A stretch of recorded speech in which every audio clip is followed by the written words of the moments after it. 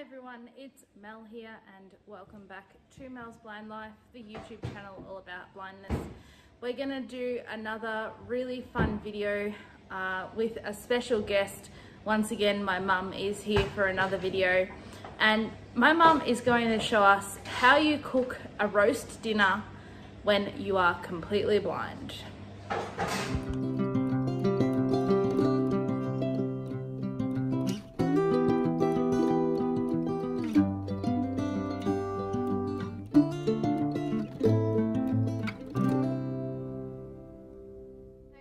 This is my mum, Kate. You have known her for quite a while now. Hi mum. Hi. Now, mum is used to cooking for 3 people totally blind. How long have you been cooking as a blind person? Probably about 45 years maybe. And you have also done cooking for both Dad and I ever since you and Dad got together, and obviously since I was born.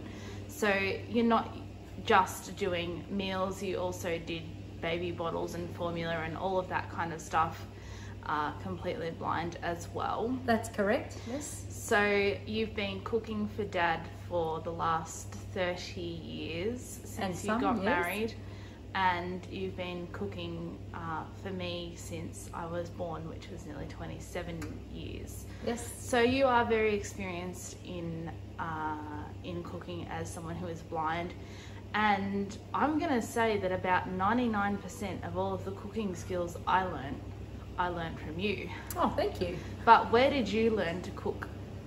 I basically learned to cook by cooking with my mum.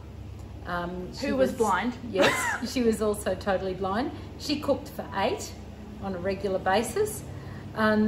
And of course, when I was at the blind school growing up, we had cooking lessons there, so I learned how to cook there as well.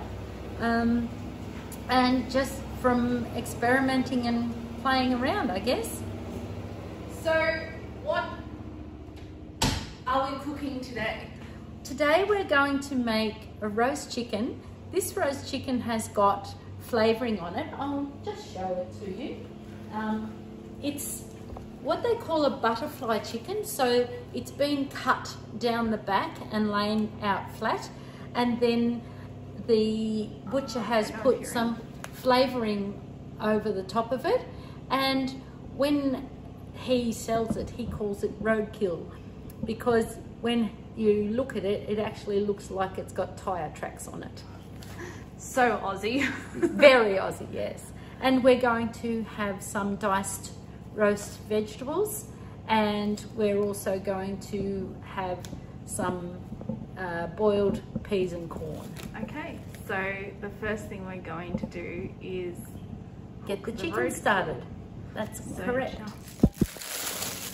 So we're going to start by putting the chicken into an oven bag. The reason I use an oven bag is because it prevents the chicken from splashing and creating a mess in the oven. Because you know how I didn't like ironing? Well, the next favourite thing for me is cleaning the oven. So I'll just pull the chicken out of the Glad wrap, and come on, Glad wrap, come up, there we go. And then we will, normally I would put some plain flour in the bag to stop the chicken from sticking to the bag, but unfortunately, because I don't use plain flour anymore, I use coconut flour or almond flour. I found last time that I tried to do that the coconut flour actually didn't work. So what I'm going to do instead is spray the inside of the bag with some oven spray to stop the chicken from sticking, and then slide the bag over the chicken get in here. Pop in Mr. Chicken. That's it. There we go. Make sure it's in. Then what I'll do is I'll tie a knot. Oh, actually, I don't think I need to tie a knot. I think these bags have a... Oh no, I can't find the tie, so I'll just tie a knot in the bag instead. Sometimes they have a tie, but I can't find it, so you don't need to worry too much. I'm going to put the chicken breast down to start with. I'm going to just slip over and give my hands a bit of a rinse because I've been handling the chicken and they're all yuck now. Now we'll get a little bit of spray and put on the bottom of the dish again, just so that the chicken doesn't stick to the dish. And put him in there. Ah, nice fit. And just going to check in this dishwasher and see if I've got a little knife, which I have. Just going to poke a hole in the bag so that it doesn't burst up too much. And then we'll take it across and put it in the oven. Just going to pop the chicken in the oven. I've had to adjust the shelves because I had them all wrong.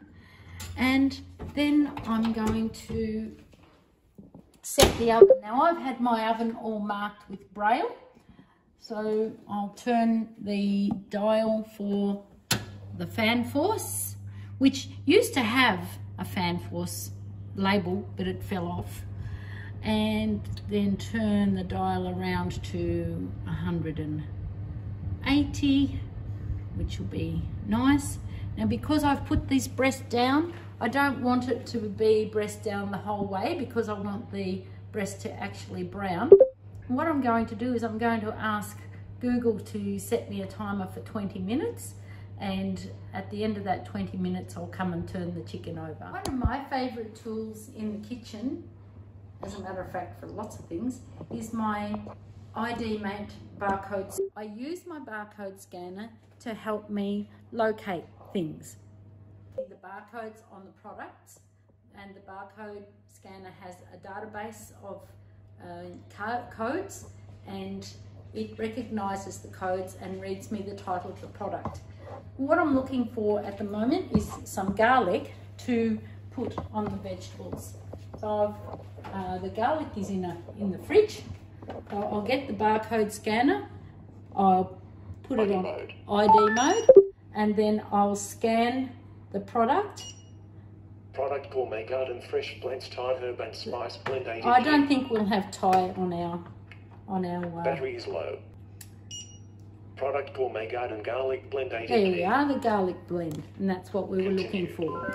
So we will now use the garlic. So I've gathered up all the things that I require. I've got the big dish here that I'm going to put the vegetables into. I've got the olive oil here.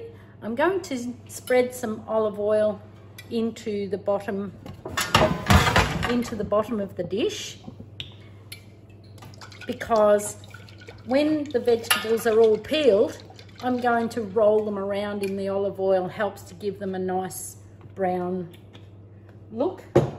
I'm also, that garlic that we found, going to squeeze. This garlic is a blend that goes in the fridge in a tube. I love it. It's fresh garlic, and it's really handy because it's got that nice flavour, but guess what? You don't have to try and do it yourself. I'm just going to put a nice big slaver of garlic in here. There we go. And so that's our dish prepared. Now that our dish is prepared, what I'm going to do is I'm going to cut and peel vegetables. This is the really, really slow bit. I've got potato, I've got some pumpkin, I've got some sweet potato, I've got more potato, I've got a carrot, and somewhere on the bench there's a purple onion, but I can't see it, but I'll find it in a minute. So there you go. All right, peeling vegetables. Now I have a Fogo bin, so this fits all of our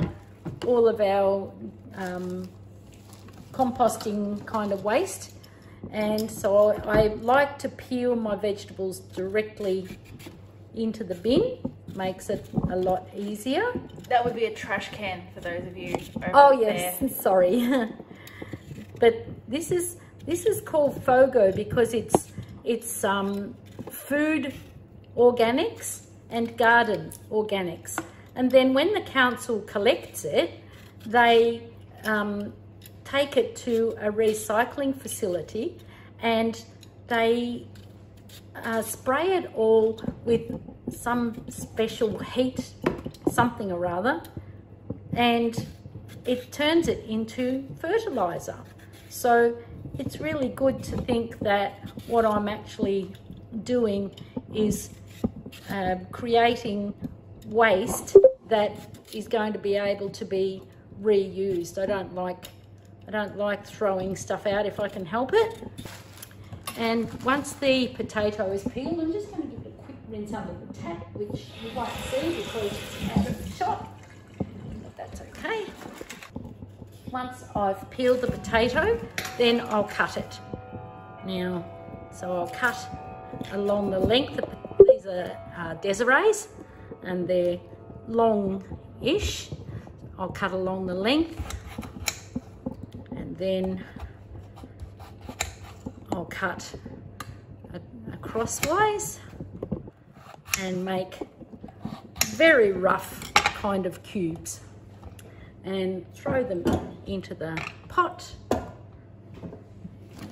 then we'll cut the next one along the length, and then crossways, making our very uneven. There we go. And now I'll continue this process with all of the other vegetables. So one of the main questions we get asked a lot is, well, how do you use a knife? And I have a lot of difficulty in answering that question, because for me, I don't know any different way of using a knife other than just keep your other hand using out of the way. So perhaps, Mum, with your vast years of experience using sharp and dangerous utensils, you can explain.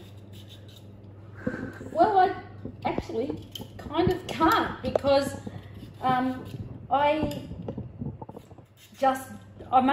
the only thing I do make sure, of course, is that the hand that's not holding the knife is well away from the blade of the knife, because I don't really want to cut myself. It's not on my list. But I've actually spoken to people who watch these chef shows on the telly, and a lot of them say to me that chefs, real chefs, don't even really look at what they're cutting. So it's obviously something, you know, we were talking in the ironing about body awareness and spatial awareness, and I guess using a knife is a little bit like that. It's being aware of where your hands are in relation to each other, and they're working from that premise, I guess. So there really aren't, and this is something I try and say, but I just can't. There really aren't specific ways. No, and everybody's different. Like at the moment, I'm holding the potato up and cutting through the middle of it long ways. I don't know many blind people who actually hold things in their hand to cut them, but I do it all the time. And I guess the reason I do it is because when I could see a little bit and I was watching my mum, because that's how she used to do it. She used to hold things in her hands to slice them and cut them. And so that's what I do, is I quite often hold stuff in my hands to cut them, like slicing tomato. But I've seen a lot of other blind people who can't slice a tomato without actually putting it on a board or a plate or something else. Daughter included. Oh, we've now done the 2 potatoes. I'm going to start on the sweet potato. You'll remember that I said I was going to turn the chicken over after about 20 minutes. Well, Google's just gone off. So I've got the chicken out of the oven, not the fridge. I've got the chicken out of the oven. I've just turned it over.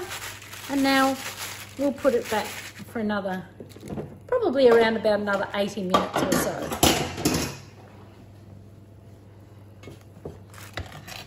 All done. Okay, Google.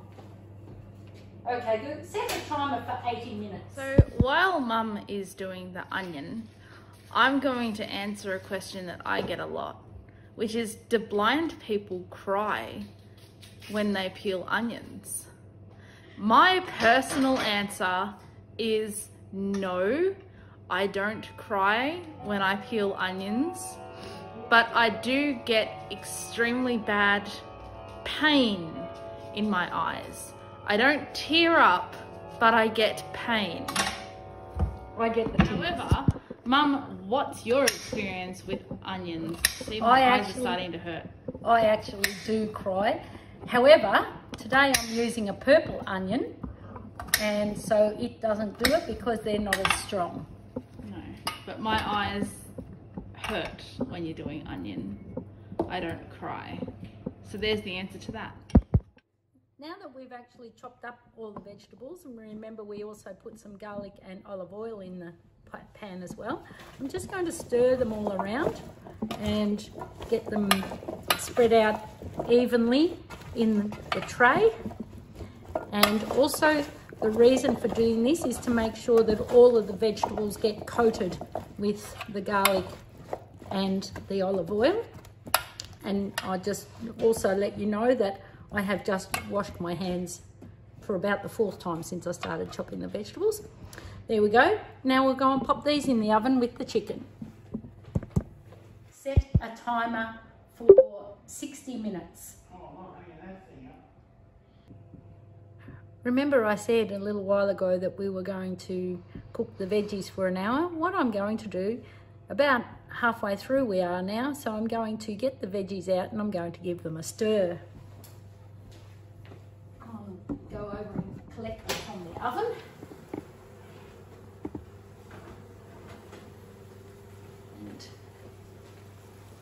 Oh, they smell good. They're making a nice sizzly noise. Put them on the tray. The hair on.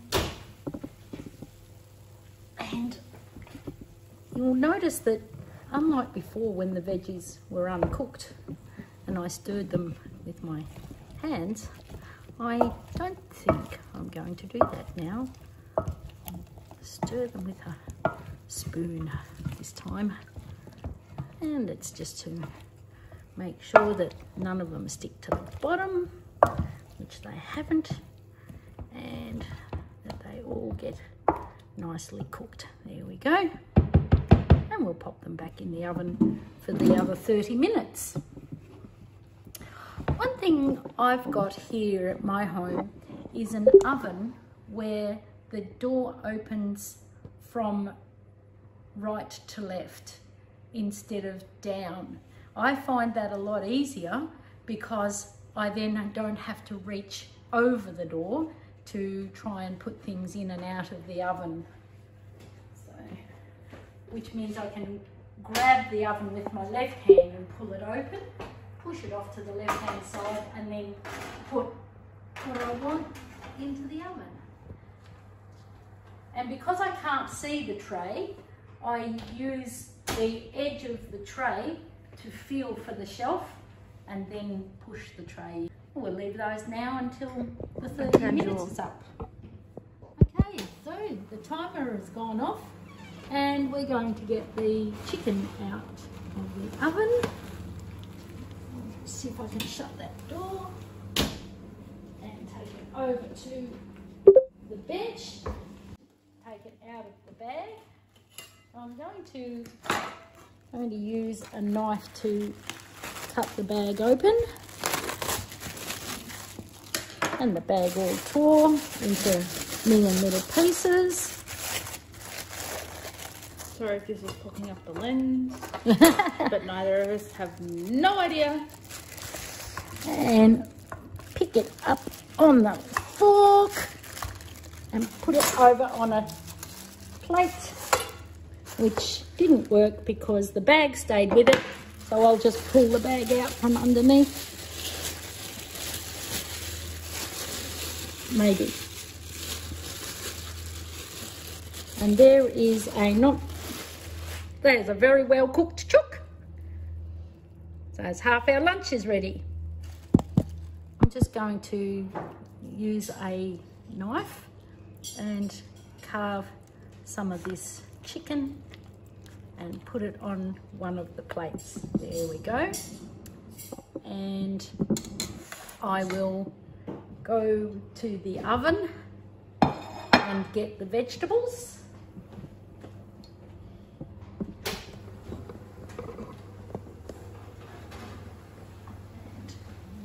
Bring them out here. Messy and spitty and smelling yummy. Push that oven door shut. Oh, and I better turn off the oven, hadn't I? We don't need it to be going for no reason. And I'll get a serving spoon and serve up a couple of spoonfuls of vegetables to go with this nice piece of chicken on this plate. And there we have chicken and roast vegetable dinner. And thank you for watching. Thank you for watching this video. Please subscribe to Mel's Blind Life and click the bell notifications. And I'll see you next time.